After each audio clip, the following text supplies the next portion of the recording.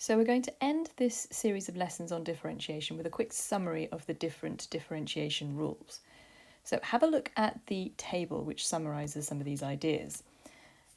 We are going to look at the 4 different types of function. First of all, the sort of standard basic single power terms of the format y equals kx to the power n. So you might have something like y equals 2x to the power of a half plus 4 over x, because of course 4 over x can be written as 4x to the minus 1. Now, how do we differentiate this? Well, we simply use the fact that dy by dx equals kx to the power of n minus 1. So the rule is simply as above, and just to mention, we mustn't forget to rewrite,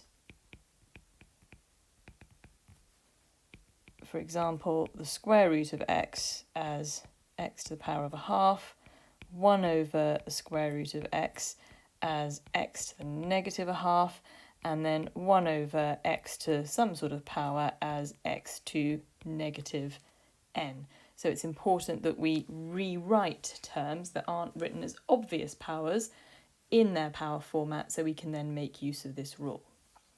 Now, what happens if we have a composite function? So there's an example listed here. Composite function, because there is an inner function here of 2x plus 3, which is then being raised to the power of 7. Well, how do we differentiate this? Well, we make sure that we use the chain rule. Now, what does the chain rule tell us? Well, it tells us that dy by dx is equal to dy by du multiplied by du by dx, where u is your inner function. Now, it's worth remembering as well, of course, that we have looked at the quick chain rule, which tells us that if y is of the format f of x raised to some sort of power, then dy by dx can be found by multiplying by the power, reducing the power by 1, and then multiplying by the derivative of the inner function, so multiplying by f dash x in this case. Now, this is the chain rule, or the quick chain rule, applied to a power function.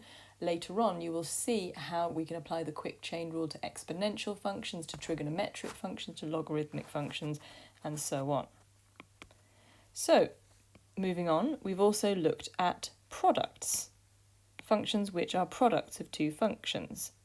So here you can see the separate parts, and one part would be u and one part would be v.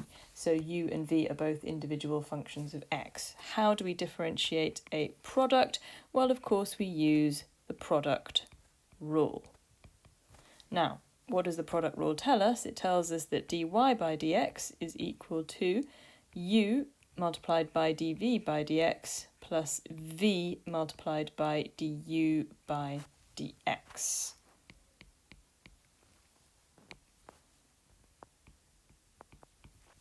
Now, a couple of key points to remember. Factorise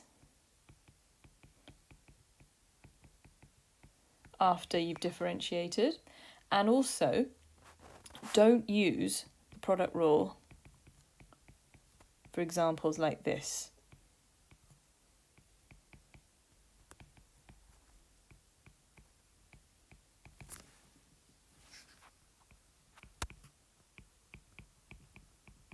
It's very easy to look at an example like this and then use the product rule, which creates an awful lot of unnecessary work in this sort of example. In this type of example, we really want to expand, so we get separate terms,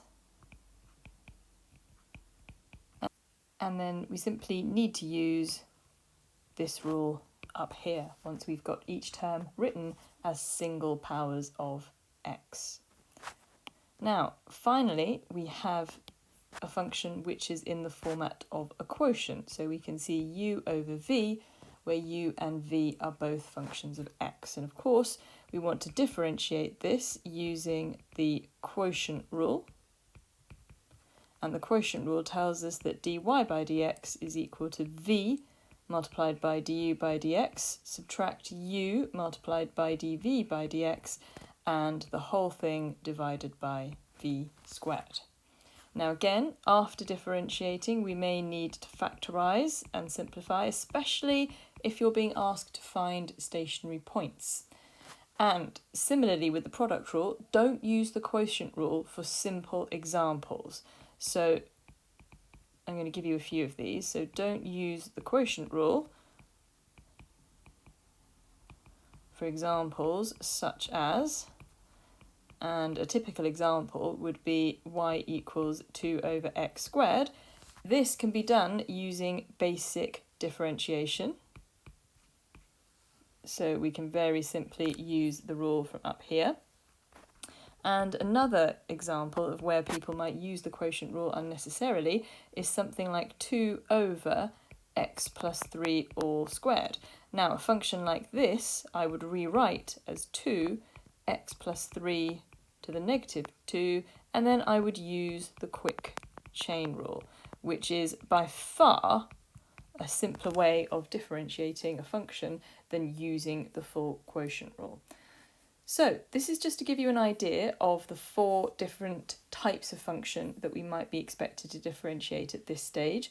You will have to use these rules with more complex functions as you learn more about differentiation, as you learn how to differentiate trigonometric functions.